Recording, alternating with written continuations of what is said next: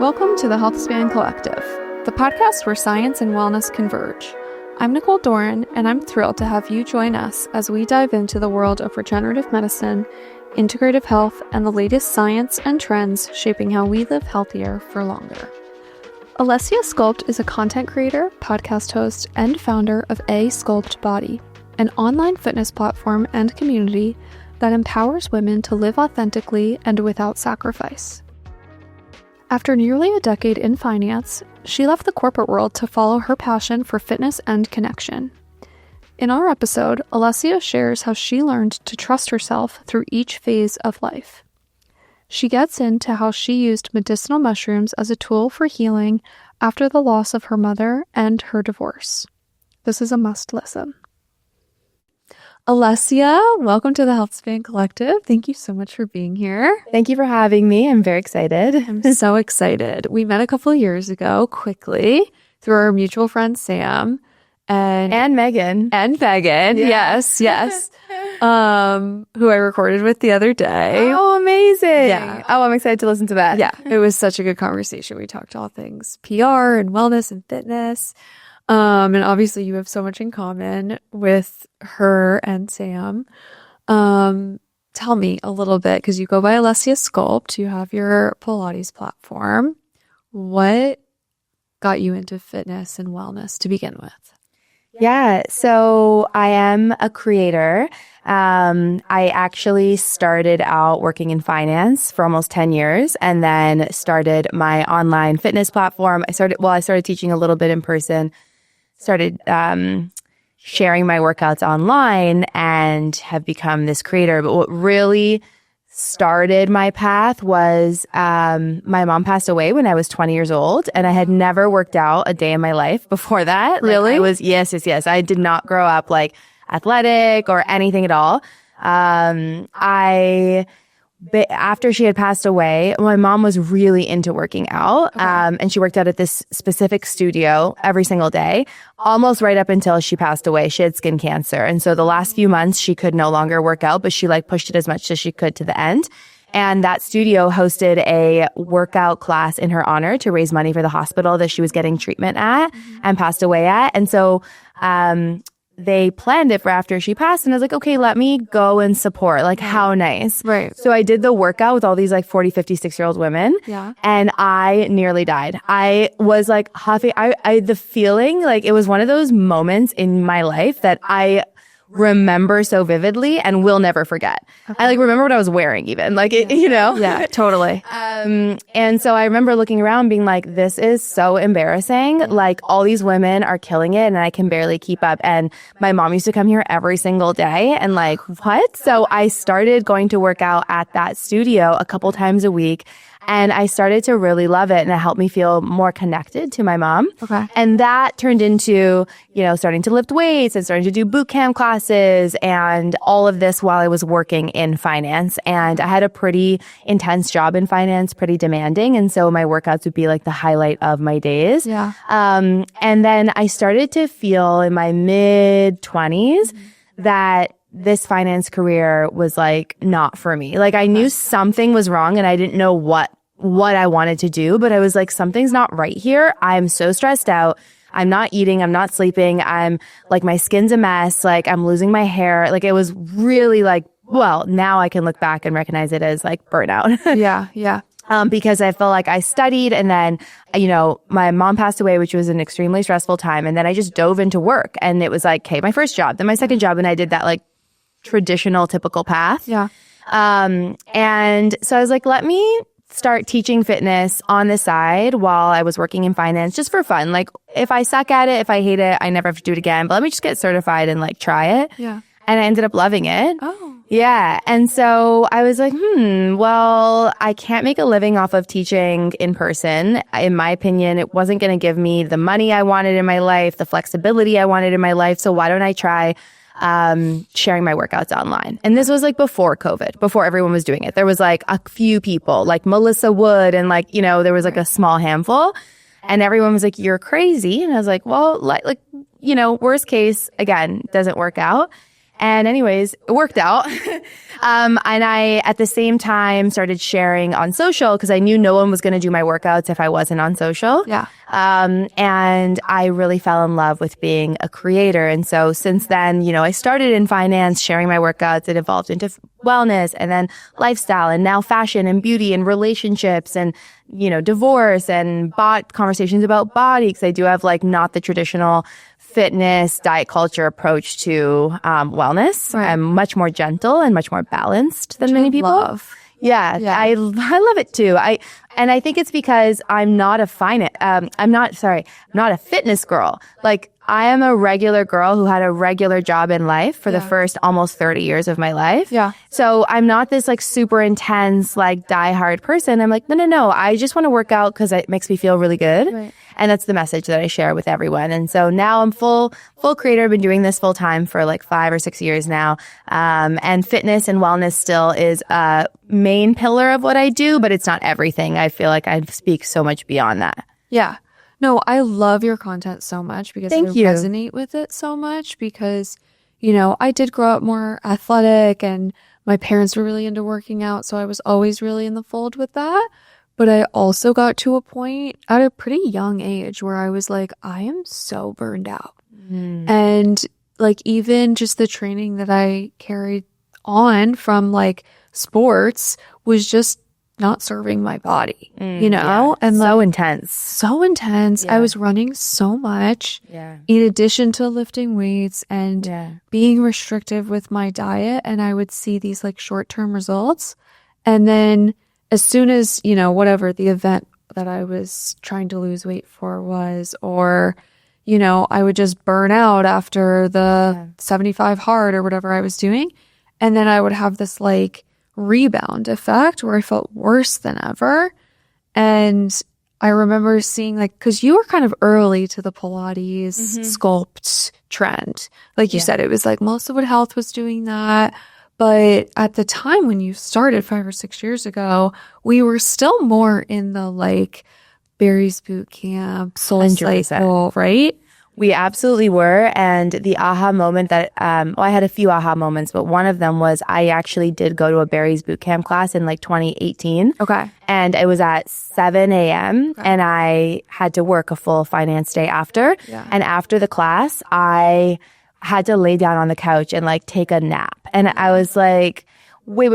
It's morning. Yep. I have a full like 12-hour workday and I am so exhausted from my workout that I have to take a nap. Yeah. That can't be sustainable. Like that's not, and I was getting injured. I remember I had knee problems. I went to a sports doctor. I thought I tore something and the doctor was like, no, this is inflammation. Like you just need to stop jumping and really cool down your workouts. And I was like, okay. So I started incorporating low impact movements, like Pilates inspired into the workouts that I was teaching. Because I was mandated at the studios to teach like, you know, let's say boot camp class, like certain types of classes.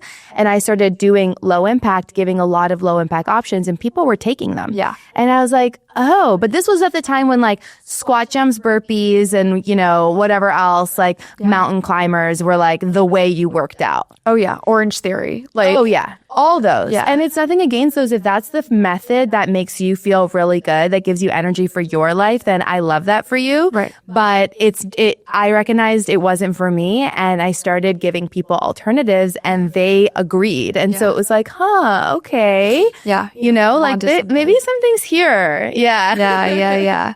No, I totally resonate with that. And especially like you said, you were working in finance. Like I worked in advertising and it's like, it's demanding. Like you said, it's like you'd be at the office for 12 hours a day, like same sometimes. Or, you know, then you're tasked with like taking clients out or something, like you're out late. It's like you're already kind of pushing yourself to the limit with those kind of jobs. So to then be like pounding yourself in the morning, Yeah. Like you too shouldn't much. need an extra coffee after your workout. Yeah. It's like the workout should be energizing. 100%. The workout should be a tool to help you live your best life the rest of the time. Yes. So it should be giving you energy, giving you strength, giving you confidence, making you feel more awake, alert, mentally clear. Yeah. Like if the workout is not doing those things, then it's like time to reassess because it should be helping you in your life, not taking away from. Exactly. I say that all the time, even like with wellness treatments, because it's like I always say, like, I love the fancy stuff. I love the cool, cutting edge, whatever's like new on the market. I want to try it. Yeah. But I want that stuff to support my life. Exactly. Like I want to then be able to go enjoy my life with my friends and family because I feel so good doing those wellness things. It's like, I don't want my life to revolve around my fitness and wellness routine. Totally. And I actually had an experience in about that a couple months ago. I actually got another concussion. Do you remember when we first met? I had just had the concussion. Yes. So I had another concussion about 2.5 months ago. I'm doing way better. Oh my gosh. Because I had, this was my third concussion in 2 years and I already knew what to do. Okay. But after this last one 2.5 months ago, I immediately went into like wellness mode, making the healing my full-time job. Yeah. Because I was like, I can't afford to spend 6 months offline. Like I need to get better. Yeah. And I remember seeing my physio, telling him all the like things I was doing. And he was like, okay, this is all great. However, if all the appointments you're doing are stressing you out because you're not feeling well getting there and coming back and like you don't have the energy with a concussion to do more than 1 or 2 appointments a day, then it's actually taking away from your healing, not adding to. So like, let's limit everything to like maybe 1 appointment between physio, chiro, whatever. You know, I did a whole IVs, naturopath, all this stuff. Yeah. Pelvic floor physio. If that's not like, if it's stressing you out to get to these appointments, let's just do like 1 a day kind of thing. And it was like a metaphor for life. Like if you're stressed out going to all these wellness things and doing all these like cold plunge and sauna and this class and that class, then it's maybe not amazing, you know? Yeah. No, it's not actually serving you. I always think that too with sleep. Like when I hear people, like I'll get jealous sometimes because I have that like overachiever in me where like I hear this like super high performer and they're like, yeah, I get to bed around like 11:30 because I put my kids to bed and then I go out and then I answer emails when I get home and then I read this like self-empowering book and I get to bed at midnight and then I wake up at 4:30 and then I do a 90-minute workout and then I get to the office at 7 a.m. and I'm like, what the hell? Like I want to do that, but I'm like, I can't. Like my body, once again, it just comes down to like your bio-individuality. Not that I think for sleeping 4 hours a night is like really serving anyone, but like I literally can't function. Like I will get sick immediately if I try to do that. And for me, it's like I'm better off getting a full 8 hours of sleep. And that means only getting a 20-minute workout in. Yeah. Rather than getting that full hour in that I love to. Like that is better for me. 100%. Yeah. And I think it just goes to say with anything else too. Like I've been through phases where I'm like, okay, on Monday I go to acupuncture and on Tuesday I do the red light bed and on Wednesday. And it's like you have this full week after work of like doing all these things and you're like actually just getting home early, cooking dinner and like watching a show. A show and slothing on the couch. Like just getting in bed is better. You know, like totally. Once again, I love that stuff, but all in moderation and balance. Agreed. Okay. So you got into fitness 5 or 6 years ago. How old are you at that time? Like 25? 26? I was 27. Yeah, it was right around the time that I got married for the first time. Okay. 27, 28. Yeah, around there. Okay. Yeah. Okay. So you're around that time. And so you got married and you've been very open with your journey of getting divorced. Yes. Tell me about it. Yeah. So my ex and I were together for 12 years. We met in college. And we were married for 4 years. Like I said, I got married, I guess, at 27 because I got divorced at 31.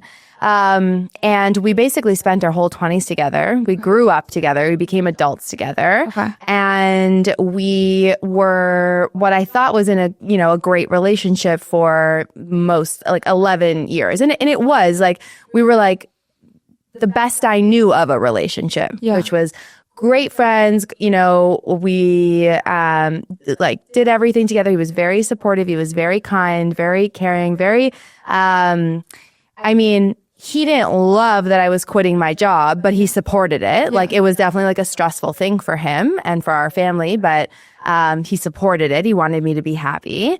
And we did the things like we got engaged, we got married, we bought a house, we did all those things. Mm-hmm.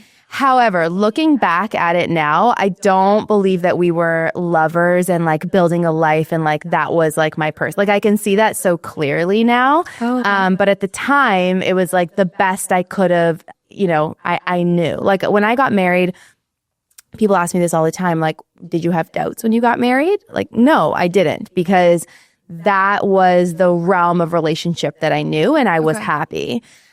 3 years after getting married, so at that point we'd been together for 11 years, I had just gone through this huge transformation in my late 20s. Like, I had quit my job. I had really grown as a person. I had been in intensive therapy. I had really processed the loss of my mom. It took a long time to process that, because when you're so busy, you don't process anything. Yeah. And so as soon as things kind of slowed down during COVID, like, I was able to process all these things that I hadn't yet. Yeah. I lost some other people really close to me as well, quite suddenly. And so it was like this huge opening in my life and everyone's lives at that time to like really start to feel things. Mm-hmm. And I felt like I had grown so much. And the last piece of that I hadn't really re-examined or looked at was my relationship. Like, am I really happy? Is this still a fit? Are we still on track in our lives? Are we still building lives together? Are our values aligned? Do we even like want the same things? Okay. And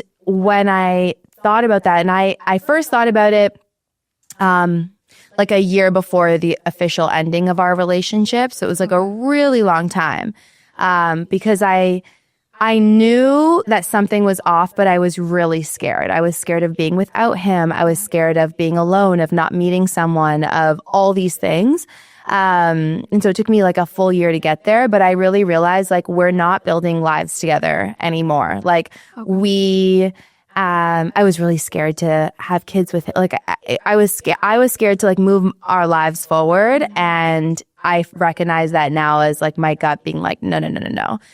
So we split, and that was really, really, really hard, because as I said, we had spent our entire 20s together. He was the closest thing to family that I had. Like, my relationship with my family has been up and down over the years. Okay.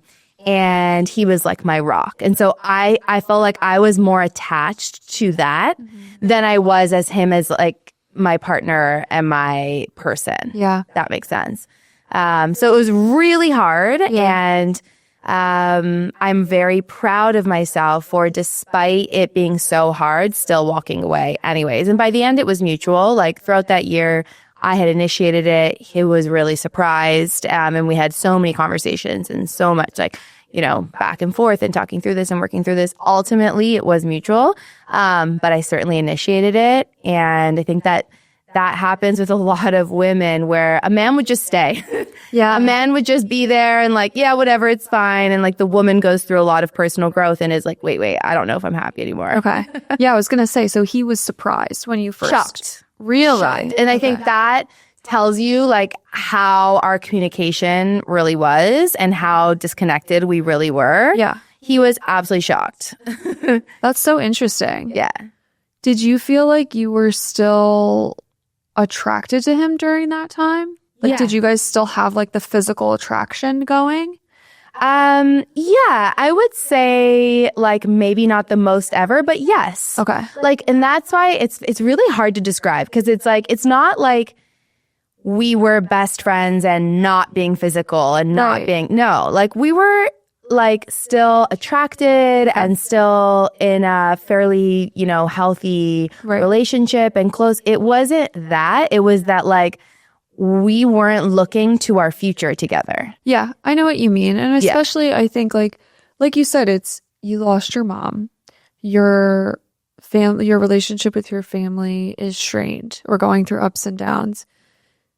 Just that in itself, like the therapy that I'm sure you were doing of working through all of that, is intense and transformative. Yeah, for sure. Like, honestly, I really feel like some of my friends who have lost a parent or a loved one, like, it forces you to go through this like self-discovery process to find out like I think you do this evaluation of like, what did this person bring to my life that I no longer have now? What do I have? Like, what can I carry on from that person? What's important to me? What do I want to, like, what do I want my family to look like going forward? And it does. It like transforms you in this way, and it takes years. But I'm sure there was also the element, were you with your husband when your mom passed? We had just met. You had just met. Okay. That makes sense, because I'm sure it was a sense of comfort. Even during that time, you were like, okay, I have this person to be by my side, to hold on to, and it feels good. So it was almost even more bonding. And then as you go through the stages of grief and you work through all of that, you're like, wait a second, this is who I am. And that person might look different than the person he fell in love with originally, right? Oh, 100%. I feel like I grew so much in that time. Yeah. Really went through like a deep personal growth, self-discovery journey. Yeah. And he did not. Like, he stayed the same. He was the same person as when we met. Yeah. And that's okay for him, but I wanted someone to meet me at the level that I was at, like the depth that I was at. Yeah. And you know that saying that people can only meet you as deeply as they've met themselves? That I would think about that and say that all the time, because I felt that he had never gone there with himself. And he had never been through anything really life-altering, life-changing, or traumatic, which usually is a trigger to go there. I think people can go there within themselves anyways, like if they're just really introspective and want to go there with knowing themselves deeply. But usually it's some sort of event that happens that triggered that. And so neither were the case for him. And so he was just like la-di-da, going about his life, waking up, work out, go to work, go out with friends and go to bed. And I felt so not understood and not seen and not like empathized with, or like I felt like he didn't see me or understand me. Like I feel so deeply, and I need someone that can at least can at least see that, even if they aren't there themselves. Yeah. It's that, it's that like being emotionally held and being like really seen. And it doesn't mean the person has had to go through what you've gone through. It doesn't mean they even need to like fully really understand what you're going through. It's just being able to hold you in that space. 100%. And I felt always very alone in that way in our relationship. And there came a point where I was so far gone. Like I just was like, I'm a completely different person, and I've been through all these things and I feel so different, and we are no longer building our lives together. We're side by side, and I'm here and you're here, and we're kind of like, going, but we're not like together. Like we're not having conversations about how we want to move forward, build our family, live our lives. And any conversation we had was like, mismatched. I was very open to, and I still am very open to life. Like whatever opportunity comes my way, I will at least consider it, whether it's like career or location or travel or anything. I'm like, okay, maybe. And I think there's an element of that that's inherent in me, and also losing my mom young, of like wanting to make the most of life, And then he was very closed minded and very like, this is the way he lives, and he's not going to be like convinced otherwise, and is just not even open to anything more. And it was like this misalignment that it worked in our 20s when the path to life was so obvious. Like, oh, you graduate, you work, you live in this city. And then as soon as like the path could have opened, like, or, there were possibilities beyond the obvious, that we just were not aligned in those conversations. Yeah. Yeah. Even the mindset and like lifestyle of like going from working a corporate job and finance. Like finance is like the most like, like you like grew up and got the big girl job, you know? And then it was like, and like, that's the person he signed up to be with. And then like being a content creator and an entrepreneur is a completely different ball game and way of thinking and lifestyle. Totally. And the finance career it forced me to have a life that was in certain bounds. Okay. When that was gone and my life could be anything, I wanted more. Yeah. And he was like, no, I thought that we were going to be in the bounds that we had before. And so this is our box. We built it. Yes. And that's the life he wanted and that he has. And that's so great for him. It was not, he's such a great person. I've like almost never said a single bad thing about him. And my audience and my community knows that. Like, they're like, I get messaged all the time. Like, I respect that you don't talk shit about your ex. Like, but it's like, we spent 12 years together. I'm so happy for him. He's in a new relationship. They're now engaged. They're getting married. Like, he's living the life that he wanted. And I'm so happy for him. He was such a great person, is such a great person, but is not a match for me. Yeah. And that is something really novel, apparently. Because I talk about this on social all the time and people lose their minds. How could you break up with a good guy? How could you leave such a great person in a relationship? You were with him for 12 years. What's wrong with you? Like, you're going to die alone. You don't deserve love. Like, you're crazy. Like, and it's wait, when did we accept that if someone is good in front of us, that we should just stay with it and never change and never make it like any move away from that, when they could be so great, but they're just not your person. Right. Why would we accept anything less than the right person for us? Like, it's absurd to me. I totally agree. And it's like, but what immediately popped into my mind is like, oh, that's coming from a fear mindset. Yes, that is a very fear mindset of, you know, those people are looking at me being like, well, you're never going to meet someone else great. And I'm like better than him. But I'm like, I'd rather be alone then. Yeah. Because I want to live a life of love, of abundance, of happiness, of joy. Yeah.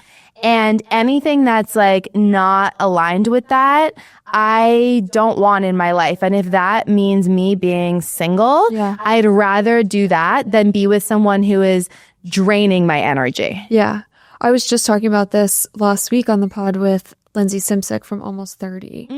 And I love that podcast. Right? I love her. Yeah. I know. So she is like, I'm sure you're familiar with her content. Oh, I listen to their content all the time. Yeah. Because prior to meeting her husband, like, she was single for 7 years. Yes. And she literally developed a whole program called The Sacredness of Being Single. Yes. That's one of my favorite podcasts, by the way. I'm like super familiar with them. Yeah. Same. And Krista, like her partner, and I went through our divorces like around the same time. Really? And so I really consumed their content. Yeah. Especially then. Yeah. I know. It's like, it's funny. And they talk about how they've like kind of flipped throughout the years, because Lindsay was single for so long. Yeah. Now she's married, has a baby. Yeah. And Krista was married with her partner for like 10 or 12 years. Yes. And is now single. And yeah, they talk about it in such a beautiful way that it really is so much about being comfortable with yourself and not just being with someone out of the comfort of being with someone. Even if that person, like the relationship doesn't need to be, you know, abusive or toxic necessarily. It's just, if this isn't filling me up and making me feel alive and fulfilled anymore, then that's okay. We can part ways and like, with so much love. Like, you can go do your thing and I can go do my thing. And whether I find another partner or not, like, I am totally happy being by myself. 100%. I think that takes a lot of work. Yes. To get there. Yes. It takes a lot of bravery, self-trust, building confidence in yourself. Yes. And that is something that I spent that entire year making the decision doing. Yeah. That year that I was debating leaving the relationship, it really wasn't about do I stay or do I go? I knew in the beginning I didn't want to be there. Yeah. It was about building enough trust and strength and bravery within myself to know that I was going to be okay no matter which way I went. Mm-hmm. And then therefore getting to a place where I could make the decision to leave because I knew I was going to be good on my own. Because like coming to the point of realizing there's no right or wrong decision. There's the decision that you make and what you decide to do with it. Yeah. And for me, that meant walking away, knowing that I was going to be okay no matter what. Right. I was going to be good on my own and I didn't need this person to feel safe. Like I was going to feel safe in myself, you know, and that's really the work that I did. And that was so much therapy. I did intensive solo therapy and also group therapy. I did like group divorce therapy, not 1 round, but 2 rounds of like 10 weeks. Yeah.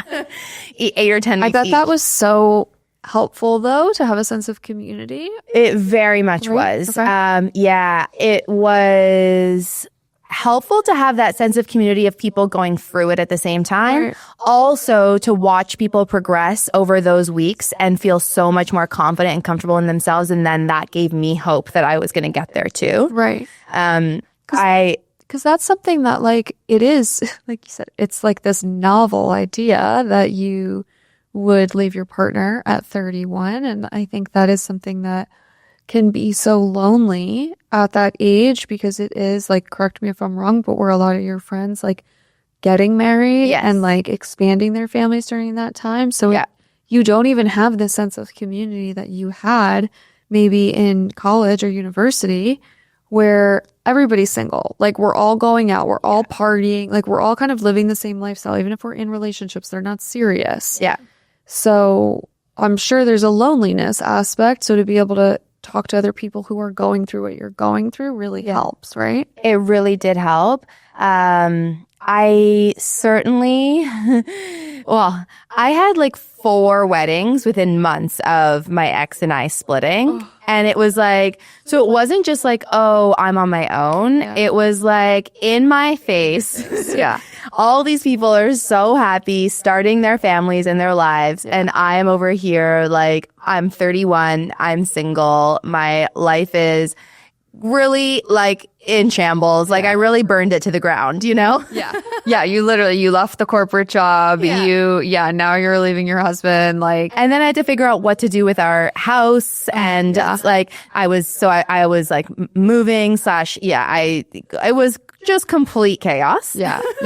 No, I totally get and that. I was like, okay, let me go to 4 different weddings. What's so funny, I literally turned 31 next week and I have 4 weddings this summer. Oh, wow. It's the time. It is. It is the time. That's what I'm thinking about. I'm like, to be going through this phase at this specific age is like, it's just like fuel on the fire because it's like life already, even like I'm married, we just bought a house and like, I feel a lot of pressure even from like family and friends and society and like myself to like, oh, we should be getting pregnant. But like, there is no timeline. Quite ready this second, you know? And like, that's so fair. Yeah. And there's no timeline that we have to adhere to. Right. It's so individual and it's really about tuning into ourselves and really understanding what do we want. And again, that takes so much self-trust and confidence of like, even though the rest of the world feels like they're doing this, I'm going to do this. And I'm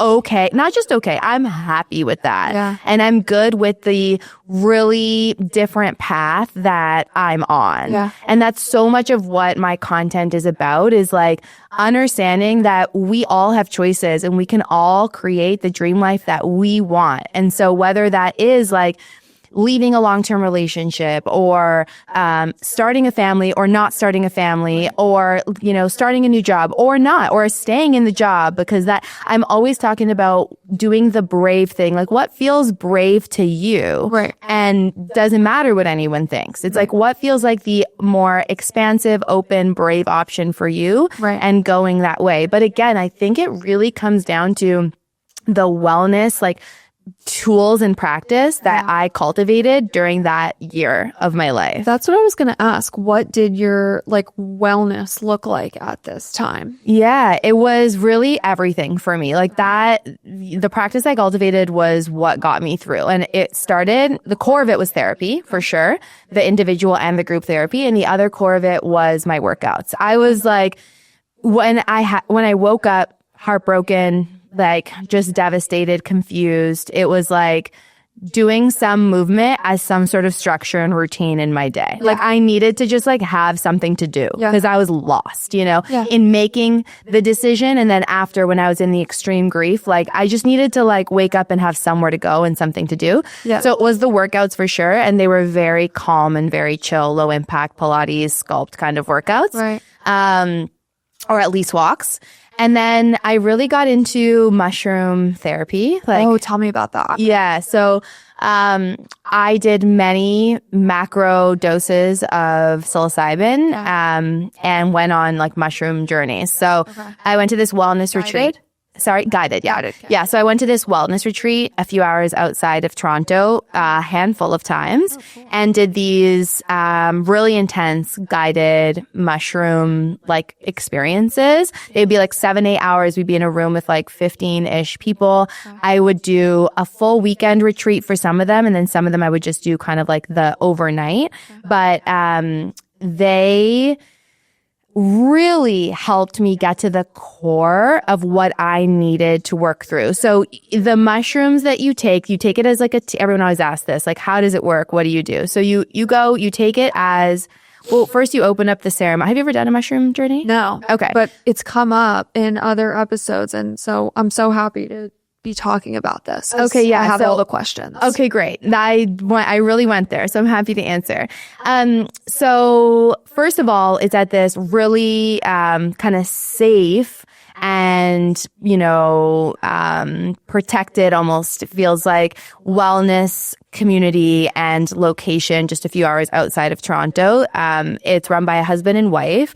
And you can do full retreats, or you can, again, go for like the one night and then stay overnight, but you can't drive after. Like, this is really serious. Right. And they talk to you and they're like, what kind of experience are you looking for? What are you going through? And they help you decide how much mushrooms you're going to take. Okay. They grind it up, serve it as a tea. You are all in one room. You open up the ceremony with some like intention setting and I don't want to say prayer, but like opening, meditate, like some ceremonial things to open it up. And then you drink the tea and you essentially lay down, put something over your eyes and go into like a deep meditation. Yeah. And it's like guided, like, so this is all guided, but there's talk, there's music, there's all this stuff that's kind of happening, but it starts really serious and really deep meditation. Okay. And that's like the first few hours are like the deepest part. And then the vibe in the room gets a little bit lighter. And then people, like, there's more music, people can kind of dance and like, but you're on your own journey. And you can go in with hopes of getting answers, but it's always going to give you what you need, not what you want. So I would go into these ceremonies asking, should I stay or should I go? Okay. In my relationship. I was going to say, are you doing this while you're making the decision? Yeah. Okay. Yeah. It was while I was making the decision and then also afterwards in the grieving process. And I've gone like maybe 6 times now. And so I would go in being like, do I want to stay in my relationship or do I want to leave? And I would have full crazy experiences that had nothing to do with my ex. Okay. And everything to do with what else I needed to heal in my life. Oh, okay. So the deepest, most intense experience I had was I spent one entire ceremony, so like 7 or 8 hours side by side with my mom. Like, I left this planet, was on another planet, another galaxy, and I was really side by side with my mom and experiencing it, not like a dream, like real, like it happened for me in this other realm. Yeah. If that makes sense. Yeah. It's like you're watching a movie of your life, but you're also in the movie of your life, and you're actually in it. You're not it's not this like, oh, I know this isn't real. Yeah. Like I'm dreaming. It's like, no, this happened for me just in a different place. And essentially we had this beautiful evening together where we talked, and I forgave her for all the ways she didn't show up for me in my life, and she forgave me for all the ways that I didn't show up best for her in her final days. And it was this realization, because I kept asking her, like, what should I do? What should I do? And she was like, it doesn't matter, because you're going to be okay no matter what. Oh. And it was like this healing I needed to know that, like, I'm not alone, that I have guidance and support that is beyond me at any time. I can access that anytime. So I don't need to be scared of being alone. Yeah. I can do what I want to do, knowing that the universe, my mom, the angels, whatever, are there to support me, and that I'm going to be okay regardless of the choice that I make. Yeah. And I came out of there with the most peace and like calm. I remember the feeling very vividly the next day of being like, I'm good. Like I had just bought this book about healing your relationship with your mom. I was like, I don't need to read it. I'm good. Like I feel so solid and calm and centered. And like, I think it was like 3 weeks later, I left my ex. Wow. Yeah. It was very clear that I needed to heal the like abandonment wounds that I had from my childhood and my life. And once I healed those, I was like, I don't need to stay because I'm scared to leave. Yeah, it comes back to that piece of like inner peace. I actually love the message of like, you'll actually be okay either way. Mm-hmm. Like, because you'll have yourself either way, you'll continue to develop this relationship with yourself and who you are and who you want to be. And I feel like we do have this like outdated, like our parents, grandparents generation is like, you have to have this death grip on your marriage. Mm-hmm. Like we are going down together. Mm-hmm. And like on one hand, yes, through thick and thin, through sickness and in health, like those things are all lovely. Like, don't get me wrong. I work with my husband. It takes work to make it work. Right. Mm-hmm. But I really love the message of like, you're actually going to be okay either way. So totally. My therapist said this for you. Yes. My therapist said this to me. She was like, you're never by yourself. You're always with yourself, and you're a good time. So like, why wouldn't you want to be just with you? Yeah. And that really stuck with me where I was like, it's not sad to be alone. No. I like myself. So like, I can hang out with me. Yeah. The less lonely way of thinking about it. I love that. And I hear you that relationships do take work, but there's a difference between good work and wrong work. I think you know in your heart when you're working, it's similar to career. Like when I'm working on something that feels aligned with me. Yes. Versus not. Yes. Right? And when you're working also to convince yourself that this is right versus knowing that this is right and understanding that you need to work through hurdles. Yes. Like those are two very different things. And that is something that I want to touch on in my content a little bit moving forward, because just because I found my person, I know for sure that my boyfriend, so just for the update, a year after I split with my ex, I met my now boyfriend and love of my life. And I know that he's my person. And I feel like that's not the fairy tale doesn't end because, now I met my person and off into the sunset we go.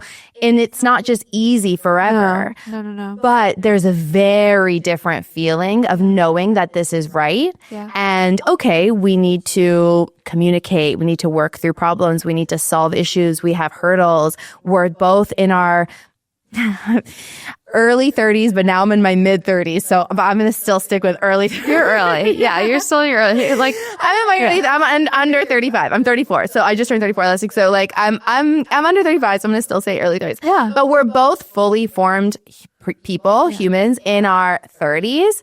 That takes work to bring two lives together. It does. It's not just like, you just know how to live with each other because you grew up together.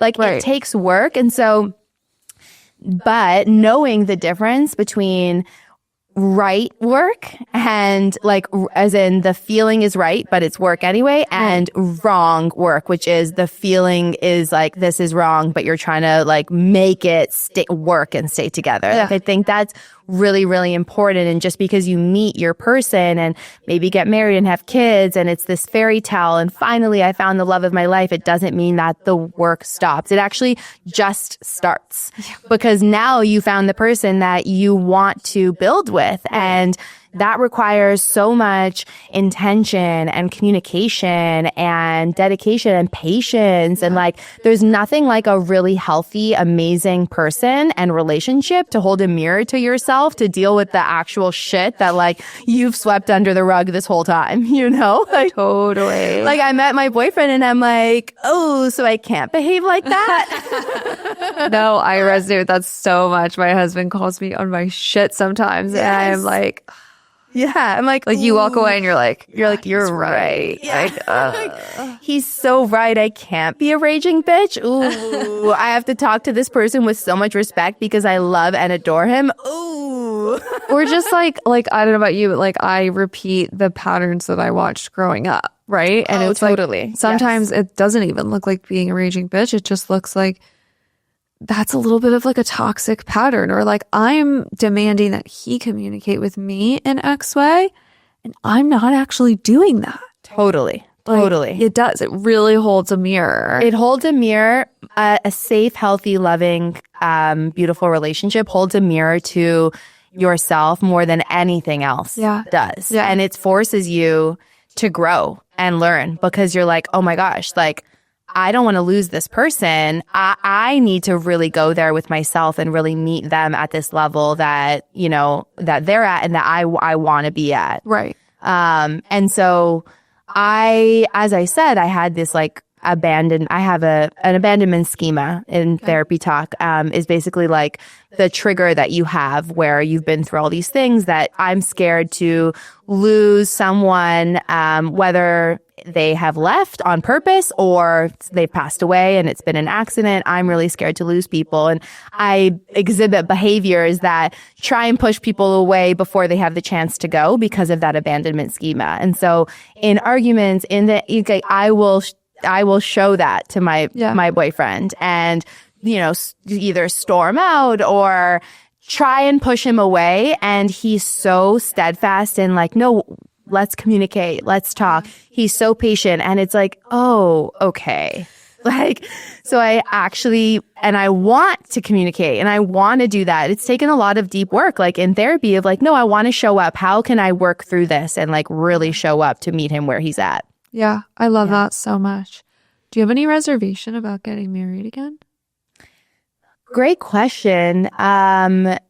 In general, yes. Before I had met my boyfriend, I would have said yes. Okay.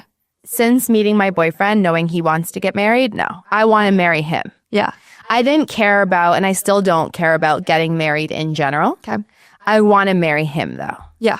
Because I want to have that experience with him and I want to have like a family in that way with him. I mean, we're not traditional. We're not going to do things in a traditional order, and in a traditional way. Okay. But at some point I do want to get married. And I know now, like, this is for real. Like, I think I was like, the first time I got married, I feel like I wanted to get married just because it was like what you did. And like, we had been together for so long and I was so excited about getting engaged and having a wedding, you know? Now there's like, I want to be married because I want to be married to my boyfriend because I want to be partners. Yeah. And celebrate our love with our family and friends. Yeah. To be honest, I think it'd be fine if I never got married again, like as long as we're together, because the most important thing for me is the relationship now. Yeah. But I do want to celebrate our love with our family and friends at a certain time. But I don't think it'll be in the order that is traditional. Yeah. Yeah. I think that's, totally fair. Yeah. Is he an entrepreneur? Yes, but is still working his full-time job also. Okay. He's an engineer. Okay. So he has an engineering job.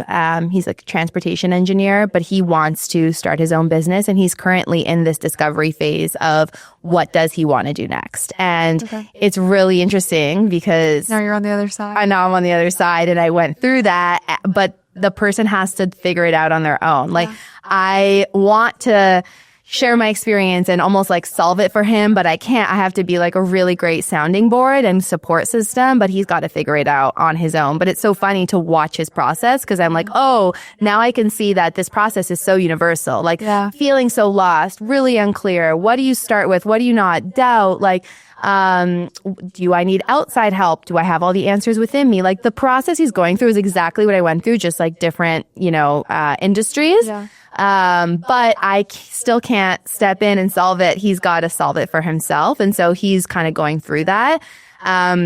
So because he's in a full-time job career and then also wants to start his own business, he has experience and visibility into like both ways of life. And so do I. So that's really nice because we can, support each other and we really understand each other. Yeah.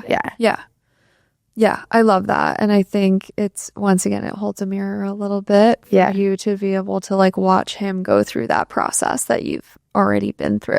Totally. I'd love to talk to you about content creation a little bit. Because you've grown your audience substantially over the last few years. Yeah.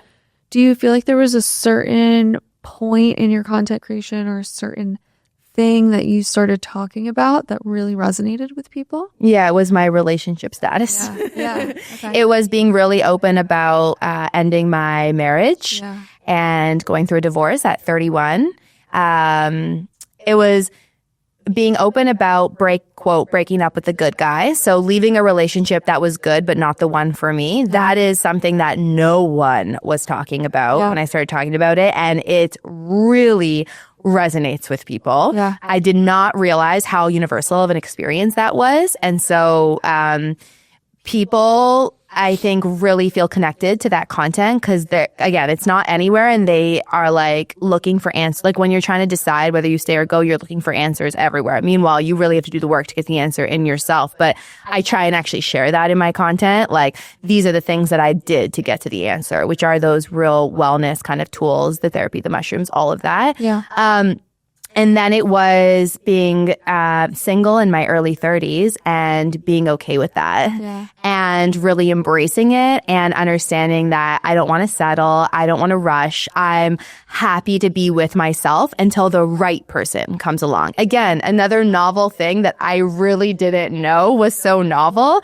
But I think people feel really behind and lonely in their 30s when they're single and haven't met their life partner and don't have a family yet. And so people really resonated, women really resonated with that message. Yeah. And then since then, it's been dating differently to meet how I met my boyfriend. And it's this idea of being really intentional with dating. Yeah. And I have been very open about how I dated, to meet my boyfriend. And, I did some things that people would think are weird, but like, for example, I'll give you an example. Like, I went through 2 big rounds of dating. The first round was like really fun, really party, really just like for the experience after being in a relationship for 12 years.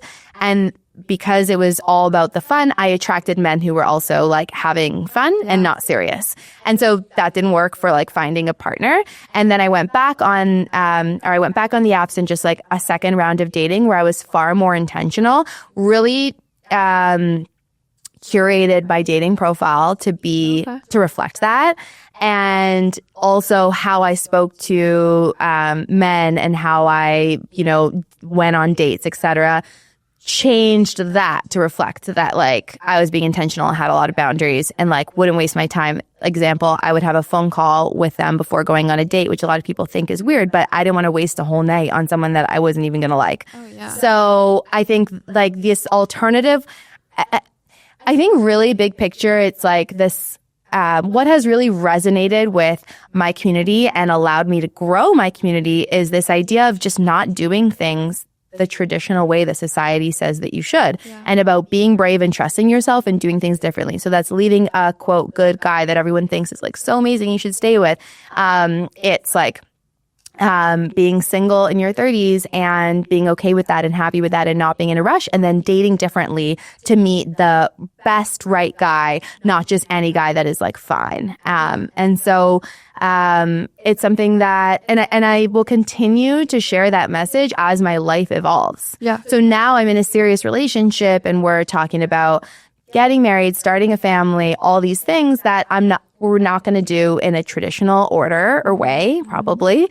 And being okay with that and sharing that openly. Yeah. Like, you know, right now it's like, I'm like, I want to become a mom, but I also want my freedom and I don't know. And I feel confused. And like, that's a different message too. Cause normally like people are, I think a lot of women are like so excited to become moms. And they feel so, it's like inherent in them. I don't feel that. Like, I don't feel this like natural, like, ooh, like, I want that so bad. I'm like, ah, I mean, I can't fly to Saint Tropez like this summer or next summer, you know, like, what do you mean? Yes, I resonate with that. I really do. It sounds like you're also like having this, like, not quite ready to like jump into that phase of life. Yeah. Right. Yeah. Like it's funny because I'm here like visiting our mutual friend, Megan. She just had a baby and it's like, that's like, honest to God, that is why I made the time to come on this trip. Cause I'm like, I gotta see baby Ellie. Yeah. And she is like the most adorable thing. And like, she absolutely makes my ovaries quake. Like, I'm like, I need one right now. Yeah. And on the other hand, I'm like, I'm going to Spain, Ireland, and Italy this summer. Yeah. Like, I want to be able to drink wine and have fun and be carefree. And like, I'm like, okay, so we got to wait a little bit. And like, oh my gosh, then if I get pregnant next year, I'm not going to be able to like go to whatever European adventures would be on the docket for that year. So it's like this conflicting feeling. And what I'm hearing you say is like, when you started really sharing, like the more vulnerably you started sharing, the more like inner thoughts that you were probably thinking like, I don't know if I should share this. This might get, whether it gets backlash or people don't understand it, or it falls flat, like it's a little scarier to share this kind of content. That's actually what resonated with people the most. Totally. Yeah. Yeah. I think you hit the nail on the head. And I think the next phase of that is sharing vulnerably this fear I have of becoming a mom, of losing my life, and that being like really against the mainstream. Yeah. And it'll continue to be, I think my content will continue to evolve with my life and all of the things that I am feeling that I'm not seeing being shared, and I'll continue to share those things, and hopefully it'll continue to resonate with people. Yeah. Or you'll get canceled.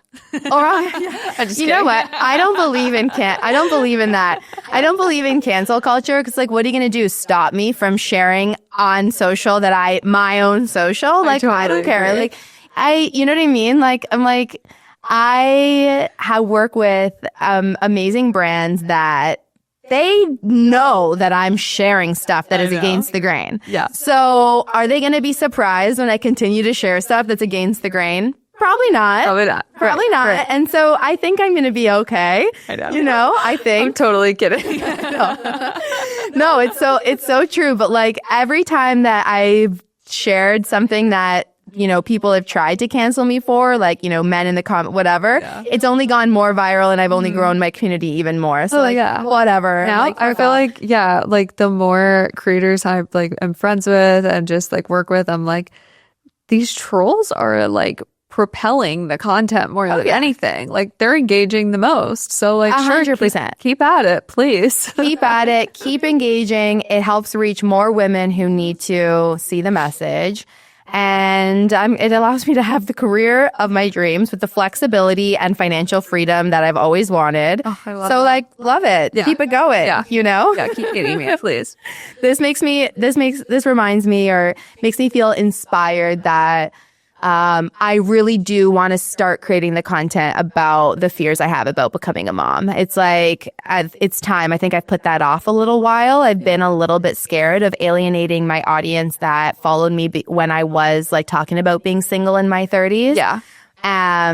But I think that, our friend Sam has always said, create content for the audience that you want, not the audience you have. So if you're evolving in your life or in your business, then you need to create the content that you want those people to come to you. Totally. And I even resonate with that with the podcast. Like a lot of my guests that come on first, they're like, well, I know the name of it is Health Span Collective. So like, do you only want to talk about health? And I'm like, no, like this relationships are part of your wellness. Like, totally. I'm sure it's like you can be taking all the best supplements and have the perfect workout routine, the perfect wellness routine. If you're not happy, it doesn't matter. Could not agree with you more. I did all of that in my past relationship. I wasn't happy. I was a miserable mess, lost all this weight, couldn't eat, like just like a disaster. And on the outside, and this is something I talk about in my content all the time, on the outside looked skinniest, fittest I've ever looked. In the inside, the most miserable. Right. With my boyfriend now, I am so much looser with everything that I do. I'm like, I try and work out. That's like the one thing I try. But if I forget this, or if I don't do the sauna, or if I don't, I forget my supplements one day or whatever it is, I still feel a million times happier because your relationship, the person that you choose to spend your life with is the most important decision that you ever make. And it will impact every single other area of your life. So if that area is, you're not feeling happy, it's going to bleed. And life is so hard already. Like challenges are going to come up in life. Careers are hard. Relationships with other people are hard. There will be loss. There will be change. There will be all this stuff that your relationship should be the place the safe haven for you, where you feel so happy that it's helping you live through the rest of your life instead of like taking you down further. Totally. Yeah. Yes, I really resonate with that. I remember feeling that way even when like I was dating my husband of like, I thought I had to be so regimented about like my supplements, am I not eating gluten and dairy and soy and sugar and like all these things, and like just loosening the reins a little bit and realizing like I am so happy that I feel better than I've ever felt because I'm just like, yes, I was definitely in the honeymoon phase for like the first year, and there's nothing better than that. How long does that last? For honestly, like for us, it was a few years, and like I still feel like we have like relationships have like ups and downs, and like I still have days where I'm like, I'm the luckiest person on earth. Like this is the best thing ever. Like how did I get so lucky? It almost like scares me. Yeah, same.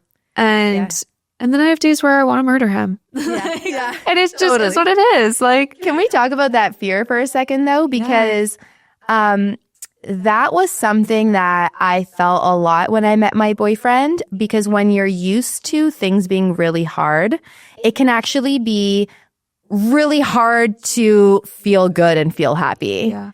It's like, when's the other shoe going to drop? Yes. When's something going to go wrong? Is he going to walk away? Is something going to happen here? This is way too good to be true. I actually felt for a few months like paralyzed with fear because everything was so good. Because I was used to things being absolute garbage, with, like ending the relationship, my family, my this, my that. And I was like, You know what used to happen to me? I am like someone, like, I don't really like think about like fears.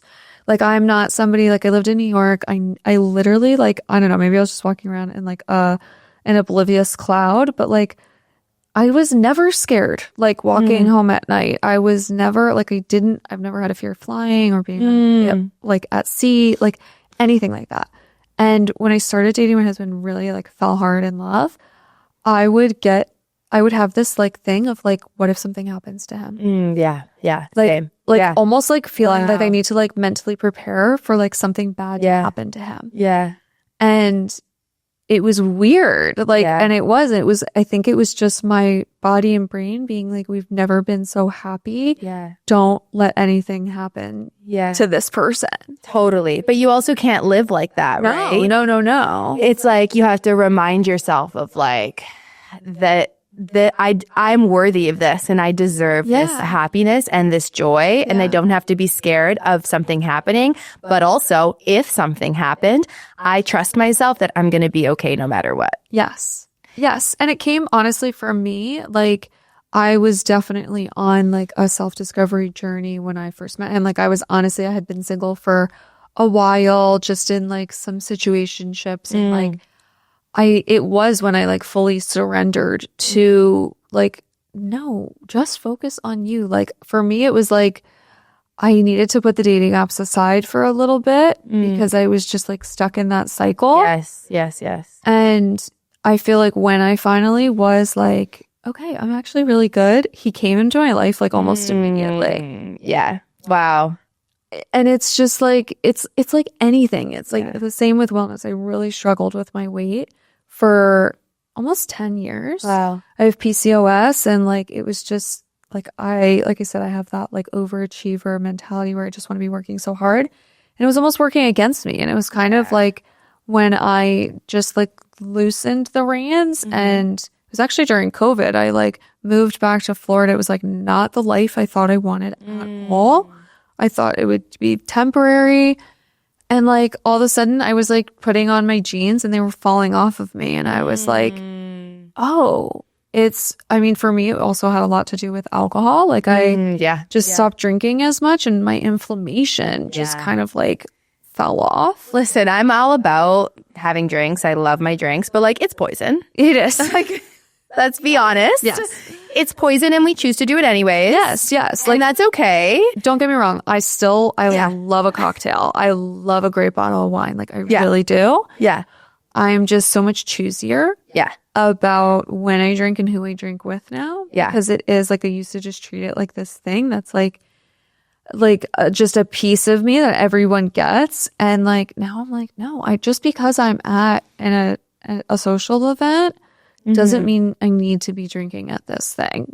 But if I really want to, if I'm, you know, really if I'm going to a nice restaurant with my husband and I'm like, let's have a nice night. Yeah. That's the time. Yeah. I love that. And I think that goes back to the inner knowing and the self-trust of what do I actually want? Not just what does the table want for me? Yes. Or what does society want for me? Not what everyone else is drinking at dinner. Like at a girls' night, everyone gets wine. Do I actually want wine? If so, great. If not, that's okay too. Usually with drinking, other people's pressure is because they don't feel comfortable with their own choice and they want to feel better by watching you take yourself down with a drink also, you know? And that's like that I don't want to shame people for drinking because I drink, but I also want to be clear that like it's not the best thing.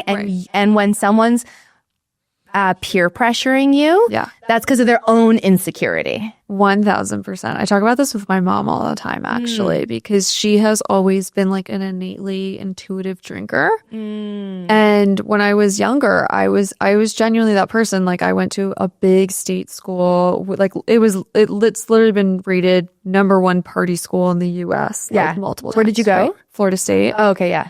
And it was just like the lifestyle that was ingrained in like life in Tallahassee is like, we just like drink until we drop, literally. Yes. And I remember like in my younger 20s, and then I moved to New York and it's like pretty similar, honestly, like just like whether you're in finance or advertising or fashion or wherever, like agreed, wherever you're going, you're drinking.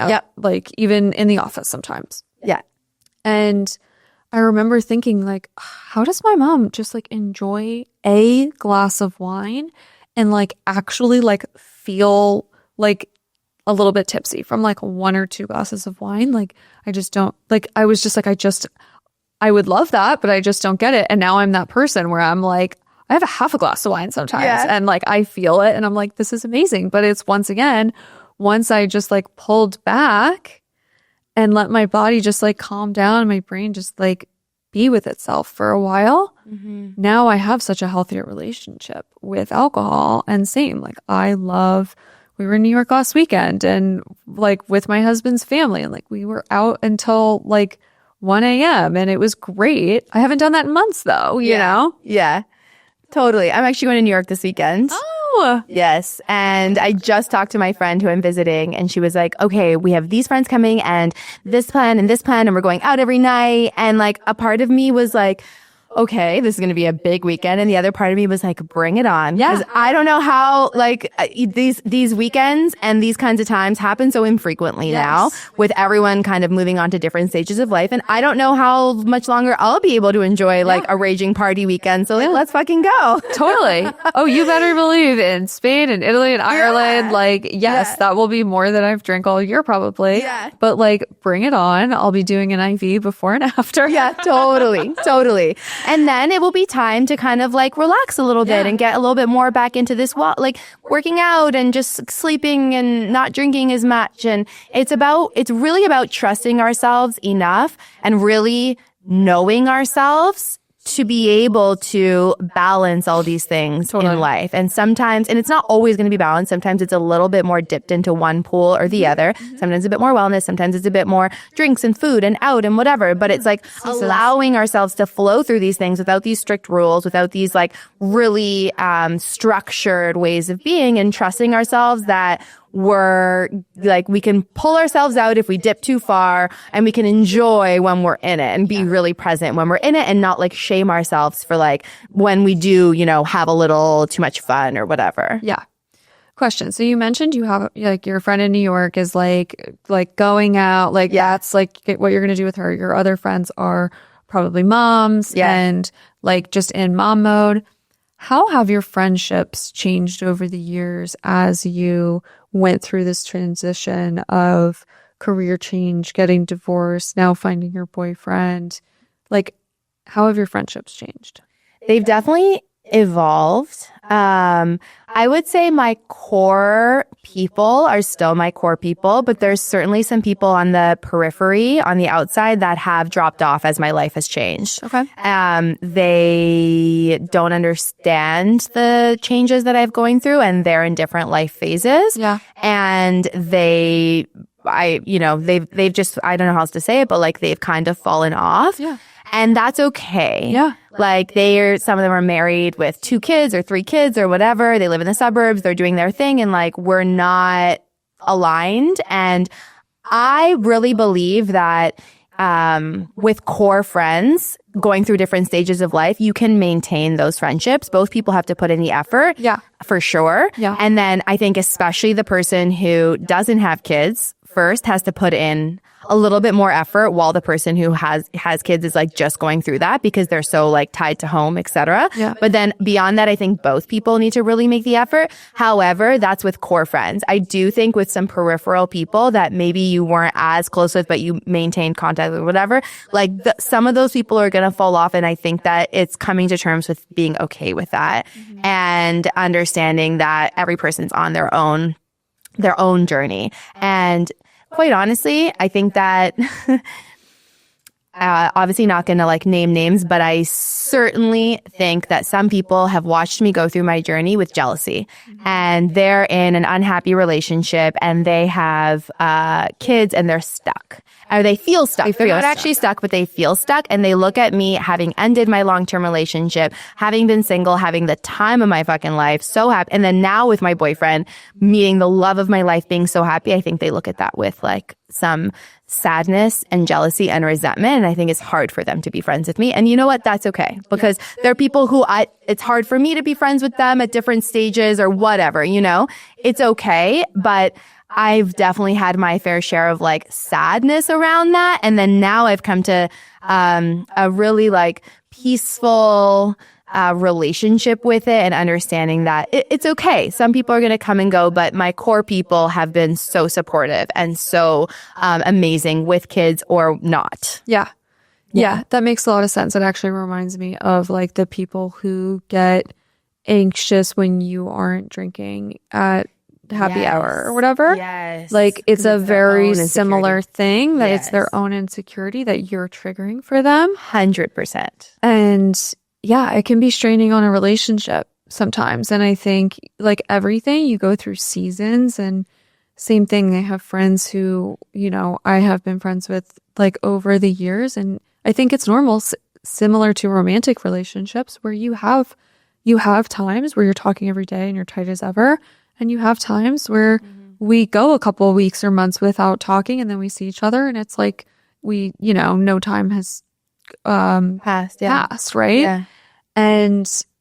But also, like, what I'm wondering is, while you were going through therapy and doing, like, really in it with yourself, were there any friendships or relationships other than your marriage in your life that you realized this isn't serving me anymore? That's a really good question. There were some. They had already started to disintegrate a little bit, and then that process made it more obvious. Okay. And those people falling off, or me, whether they actioned that or I did, I am so grateful for it, because it made room for some of the most fulfilling friendships that I have now. Yeah. Like one of my very best friends. Oh, Callie. Yeah. You know Callie, right? Yeah. She's one of my very best friends, and she's become one of my very best friends over the last probably 4 or 5 years. And I really feel like the space was created for us to have such a beautiful friendship out of losing some of my, for both of us actually, like losing some of our other people who weren't quite aligned anymore. Yeah. And so I think that's actually such a beautiful thing. Yeah. Cause we're like, I look up to her a lot. I feel like we both look up to each other, and it's the kind of friendship that like is so supportive and so loyal and so like we got each other's backs. And I feel like I was missing that before. And it's like, the space created, losing those other people created such space for the most beautiful friendship to flourish. And so that's like, what a blessing. Totally. Because, I think a lot of women get nervous in the same way about losing a romantic relationship. It's like, well, these are my friends. We've been friends for 10 years. And like, it's like you almost have this anxious attachment to each other. Mm-hmm. And I think there's just so much beauty in acknowledging with yourself. Like, it doesn't need to be this like breakup. Like, it can just be like you said, like certain relationships like fall off. And like, if it's not really serving you, like it's okay to loosen the grip on that. Loosening the grip is, I think, a really great way to put it, because it doesn't have to be this dramatic thing. Right. And you can still run into each other and see each other and be polite and loosely catch up. Like, I have some friends like that where, I'm still actually close with a lot of my high school friends, but let's say some of them where we're not as close as we once were. It's not this dramatic thing. We still see each other and hang out and catch up sometimes, but we don't really chat otherwise, and we're not close otherwise. And it was uncomfortable for a long time because it's different than it was before, but it's also okay. I think it's this loosening of the grip on everything. Yeah. On career, on relationship, on friendships, on self, on wellness, on everything. Yeah. And having this perspective of like love over fear, like not focusing so much on the fear of losing and more on the love that's coming from the space created. Yeah. Totally. I'm a big fan of Gabby Bernstein. And just like letting things happen and coming back to what we've talked about. It's been a theme throughout our whole conversation of trusting yourself enough that it's going to be fine no matter what. And if it hurts for a bit, let it hurt. Yeah. Like let yourself be sad that you lost this friendship. Yeah. Let yourself grieve that this relationship is no longer working. Mm-hmm. What's the worst case? You're going to be sad? Okay, be sad. Yeah. Like, it's okay. And then you'll move forward. Once you've been through that enough times though, I think before you have come out the other side of being really sad and grief, you feel like it's going to last forever and you're so scared about it. But actually, once you're in it, you're like, all right, I'm fucking in it now. I'm devastated. I'm sad. The grief comes in waves. It comes and it goes. It comes and it goes. And those waves get farther and farther apart. And suddenly you're 6 months out and you're like, actually, I'm good. And you're like, okay, well, if I had to go through that again, I honestly would be fine. Like, look, I'm here on the other side. And it just applies to like everything in life. Oh, yeah. Yeah. Totally. So would your advice to like your younger self or someone who resonates with the journey that you've been through, but that they're maybe in the earlier stages of it, would it be to loosen the grip or would it be something else? It would be to loosen the grip for sure and just slow the fuck down. Yeah. it would be like, you don't need to rush. You don't need to have this tight grip on your life, on, getting the job and getting the promotion and getting engaged and getting married and buying the house and having the friends and doing the things. Like, just relax. Like, just relax. Like, I feel like I was so like on one for my whole 20s. And it was like this really high achiever, as you said, like, go, go, go. Everything needs to be perfect. Everything needs to be amazing. And I need to hit the next milestone and do the next thing. And just like chill. Yeah. Like, you're going to be fine and everything's going to work out amazing, better than you ever could have imagined. Before I met my boyfriend, I didn't even know that this kind of relationship was like available. Like, like my upper bounds of what happiness was didn't even begin to include what I feel with him now. Yeah. So like, trust and let it happen and relax, and things will like really work out, and do the work on yourself in the meantime. Yeah. Yeah. Like, trust the universe kind of thing. Trust the universe and build the strength and trust in yourself. Yeah. It's like, like I always say, like, trust the universe, but also don't be afraid to put in the work. Yes. Because it's like, you need to do both. Like with Megan, in our last episode, I was talking about vision boarding, and it's like, yes, make the vision board, put it out there. I'm such a big believer in manifestation. But part of, like, don't get it wrong, part of manifestation is putting in the work. 100%. Like, these things don't just show up because you said it one day. 100%. Putting in the work, and then once you've put in the work, trusting that things will happen. Yes. That even if it's not happening right now, it'll happen at some point in divine timing. Yes.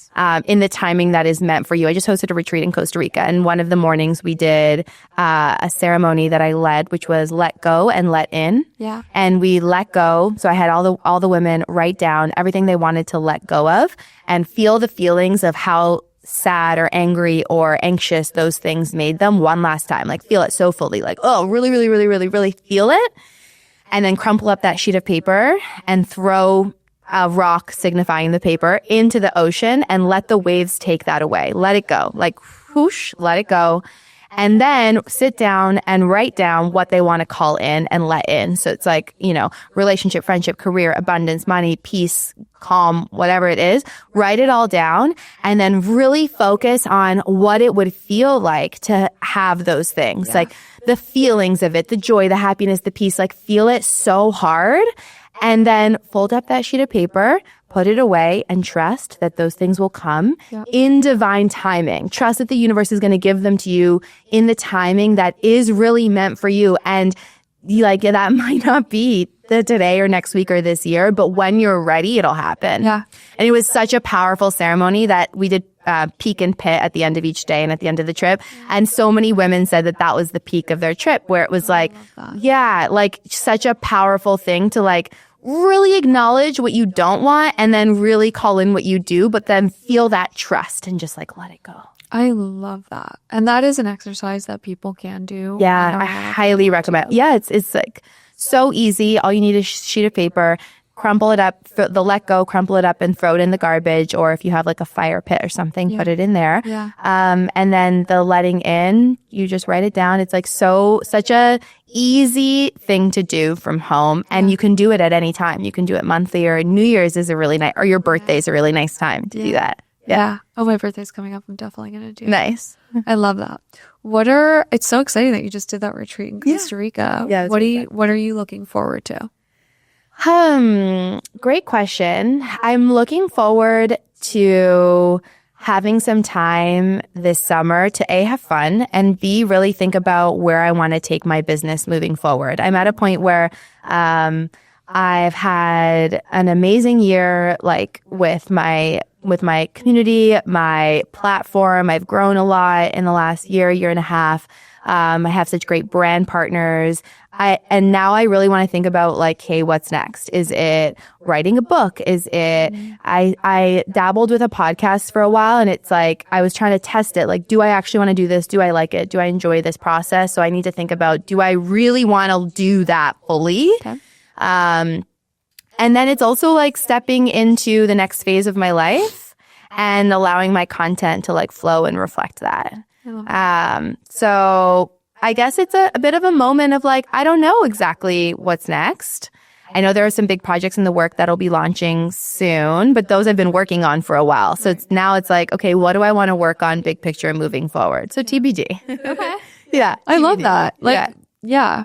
Normalize not knowing what's next and leaning into that. Yeah. And I think like I've built so much trust with myself that doesn't worry me. Yeah. I'm like, all right, great. The more lost you are, I don't feel lost right now, but the more open your page is, the more opportunity you have to find yourself. Yeah. You know? So like as I'm stepping into this next phase of hopefully motherhood at some point, it's like, okay, well, how is my life and content and my work going to change? Mm-hmm. I don't have a child yet, so I don't even know what the world of possibilities are as a creator and a mom. Yeah. You know what I mean? How could I even dream when I don't actually know what is open to me? Yeah. So like letting that happen. Yeah, I love that. I was just talking with a friend about that last night of like, we both kind of are in that phase of like, okay, you know, this is probably when I want to start trying and whatnot. And it's like, oh, well, what is that going to look like? Like, what is childcare costs? And obviously like you need to be like have enough of a plan to know that like you're not getting yourself like completely diving in over your head, but also like I'll figure it out. Like trusting yourself to figure it out. Yeah. 100%. Yeah. I'll figure it out. We always like, when have you not figured it out? Exactly. Anyone listening to, like, when have you ever had a situation that you haven't like figured out? Right. You know, I see in my DMs all the time, women are really scared. And it's a constant reminder of like, you have everything you need inside you. Yeah. You're going to be fine. You're going to be okay. Yeah. Yeah. I love that so much. Yeah. Oh, thank you so much for being here today. Thank you for having me. What a great, fun conversation. It really was. I know. I feel so much closer. I love it. Same. I love it too. I'm so glad that you came all the way to Canada to do this. Not to do this, but did this. It's a good excuse to need to travel now. Totally. Like, how can you add some work in? Exactly. Same. I'm like, as I said, I'm going to New York this weekend. I'm like, it's like so for fun, but I'm like, I'm going to get so much content. So it's basically a work trip. It is. It's a work trip. It's a write-off. Yeah, it's a write-off. Everything's a write-off. Yeah, I'm going to go shopping later. It's a write-off.